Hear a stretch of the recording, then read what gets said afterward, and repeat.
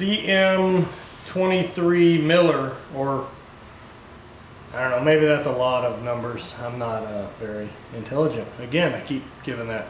Furnishing your garage gym. Tips on first equipment to purchase using a 2-car garage. Decent barbell, bumper plates, squat stands. Everything else is detailed. Get a bench. Those are your 4 things you need to have to be able to train. Fituple.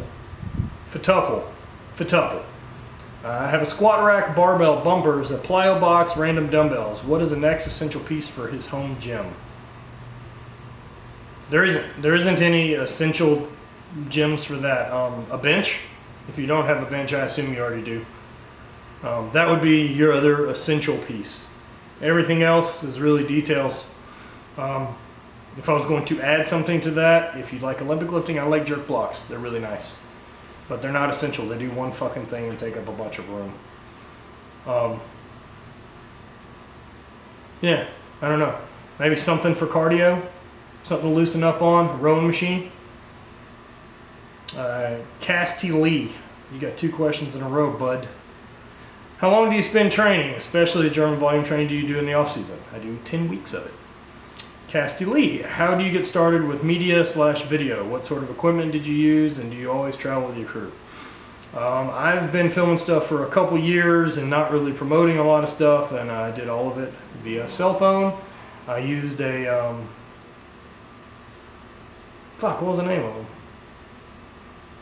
I used a, one of those little handheld cameras they made for a little while that all it did was push one button and it recorded in HD. I don't remember the name of them now. I used one of those for a period of time, and then I have upgraded to now a nice camera, a Canon 70D. I do not travel with a crew other than when I film Drift to Lifta stuff, which is maybe once or twice a year. The rest of the stuff I really try to film myself.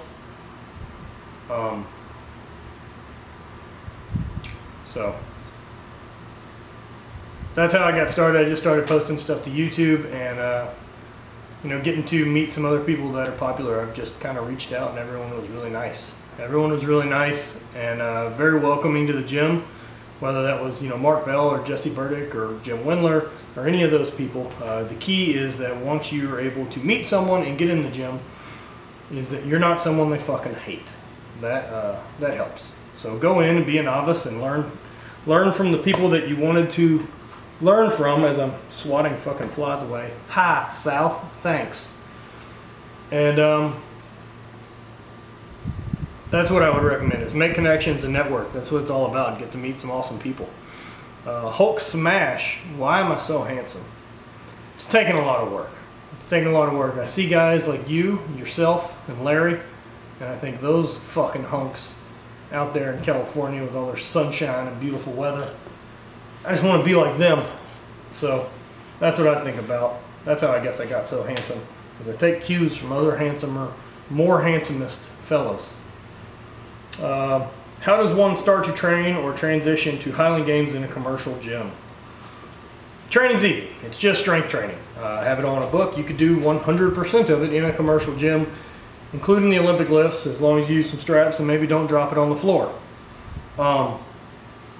Other than actually training for the games, you're going to have to get implements and you're going to have to start throwing. There's no way around it. You can't, there's not enough bench press that's going to make you good at any of the events.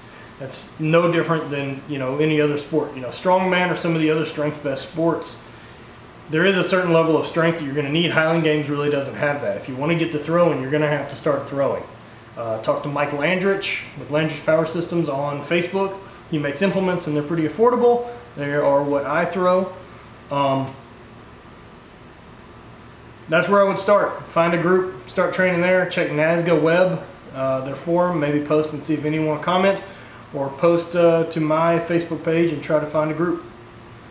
That was from Sean Squats. And then Rdeer959, Rdeer, with such a long and busy season, how do you plan your year? For example, do you focus on several important ones and peak a little, or not worrying about the rest? That's exactly what I do. For example, this season for me, I have 2 games that I'm really concerned about is primaries, and then one more big one that I would like to also win. I have IHGF championships in Brescia, France in a month. Yeah, and then beginning of September, I have Pleasanton Highland Games in California. That will be the World Championships for the heavy events, and our sport has 2 major championships, and then we had the National Championship in Bethlehem, California. So ideally, me peaking for those 2 big ones, and with the way the schedule falls for me, I should be able to carry into a couple of other games along the way. That's how I build my season, and I base a lot of it on my schedule, and the other part I base on is really how I feel. There is going to be some mental aspect that I need to not throw like complete dog shit a couple weekends before I need to throw well. I'd like to be a little bit more confident about my throws going into them. The years I threw best, I would say I was on fire every weekend and backed off the gym a lot more. So you do what you can. Travel changes, life changes. You get a little older, so you adjust and keep making the move. But those are the 3 of my 17 or 20 that are the ones that I am going to peak for. I build a peak the same way I talk about it in the first book I wrote, Training Lab, which breaks down how to train for the Highland Games and break your season down. Would work exactly the same for a thrower. Just replace anything that says Highland Games with what throwing events you do.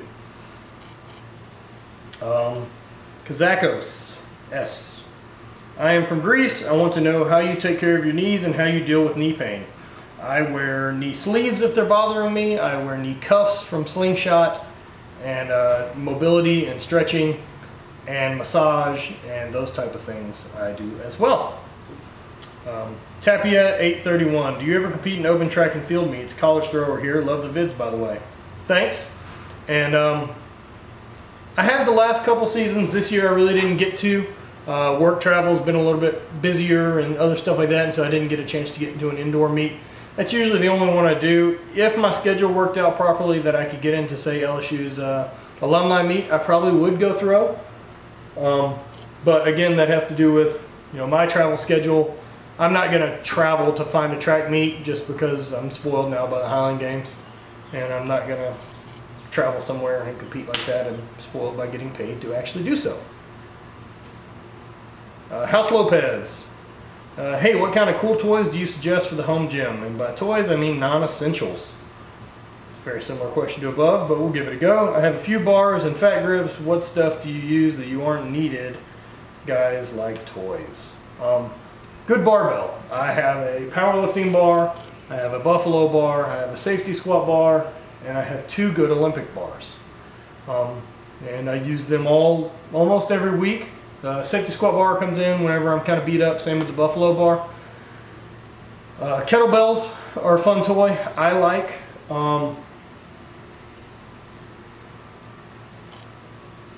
Looking around. The Spud Inc.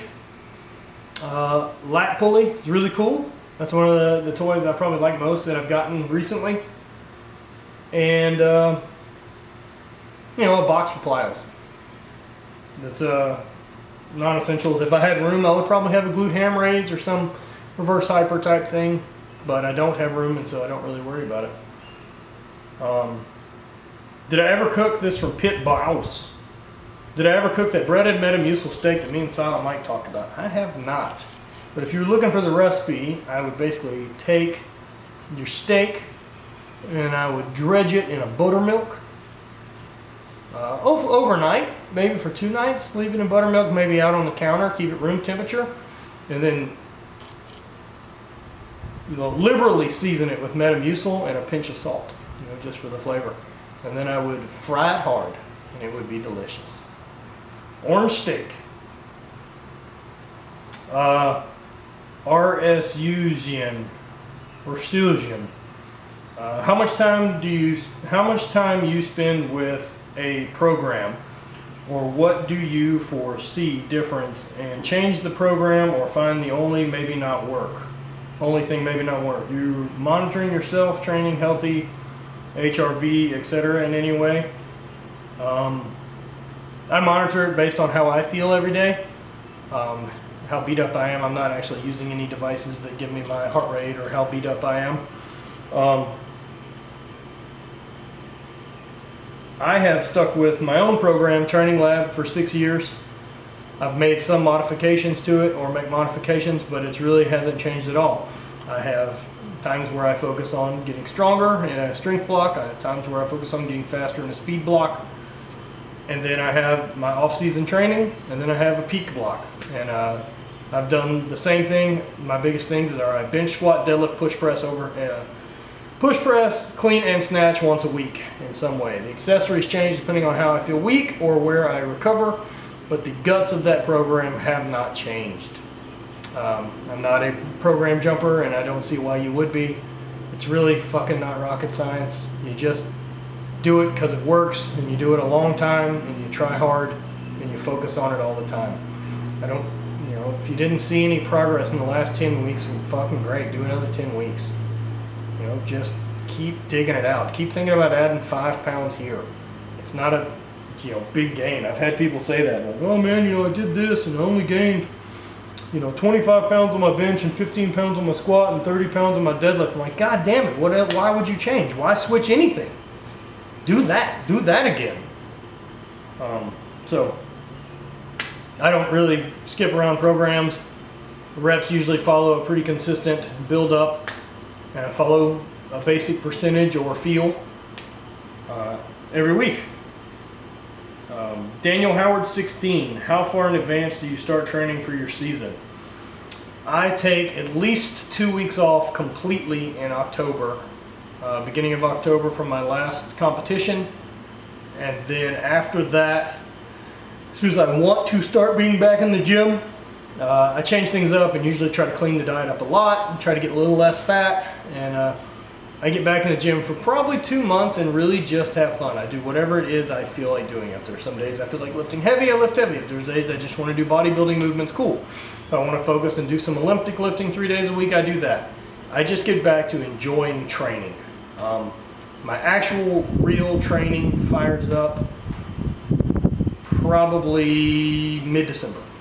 And I try to knock out at least the first half of my German volume training before the first of the year. Kelly Colburn, what do you do for a living, like a real job? I am an outside sales rep. I travel quite a bit for that, and it's been awesome. I work in the petrochemical industry. Jiro H. Moses, favorite workout?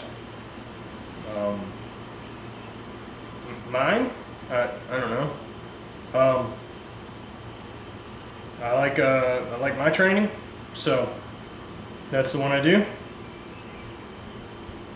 And that wraps it up. That's all the questions. So try to do this again, maybe involve a cast of characters next time, answer questions, and we will answer them together. Maybe this weekend while I'm in Victoria, Canada, get a couple drinks in me. Maybe my brother will be there, Andy Vincent, and then we can answer some questions, maybe be assholes.